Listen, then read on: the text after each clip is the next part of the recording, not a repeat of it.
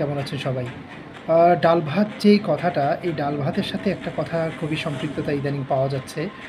আ যেভাবে আপনার খুন হচ্ছে আ টুকরো, টুকরো করে আ প্রতিদিন আমরা খবরে দেখতে পাচ্ছি। রিসেন্টলি আমি যদি বলি যে এমপি আনারের যে হত্যাকাণ্ডের যেই টুকরোর খবরটা ছিল, সাথে এখন নতুন করে যোগ হলো ময়মনসিংহে আ যে একটা তরুণ যুবকের লাশ পাওয়া গেল সৌরভ।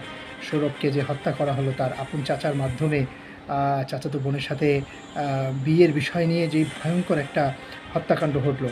তো এখান থেকে আমি মনে হয় ডাল ভাতের সাথে খুব সহজ হয়ে গেছে, সহজলভ্যতা আর খুব সম্পৃক্ততা পাওয়া যাচ্ছে যে আমাদের ঘরে, ঘরে এখন কসাই জন্ম হচ্ছে। আ খুব সহজেই আমরা আমাদের মনের স্বাদ মেটাতে পারছি। আমরা খুন করে ফেলছি। আমার হিংসা, প্রতিহিংসা, রাগ, ক্ষোভকে আমরা উগরে দিচ্ছি। আ খুব বড়ত্বের একটা বিষয় চলে আসছে।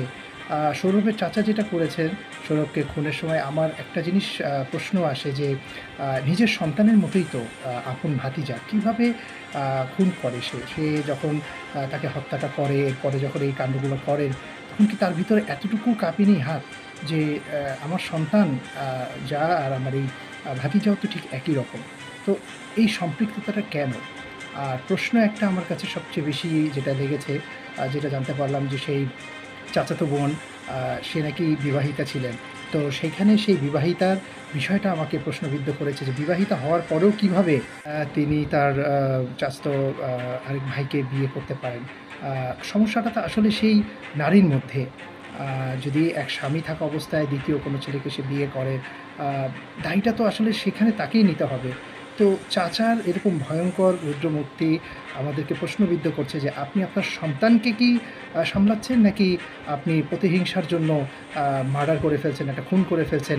আপনি সেটার দিকে আপনি লক্ষ্য বেশি করছেন যে না, আপনি বড় একটা কিছু হয়ে গেছেন। আপনি এমন একটা শিক্ষা দিতে চেয়েছেন যে শিক্ষার মাধ্যমে পৃথিবী দেখতে পায়। তো আজকে আপনি কোথায়?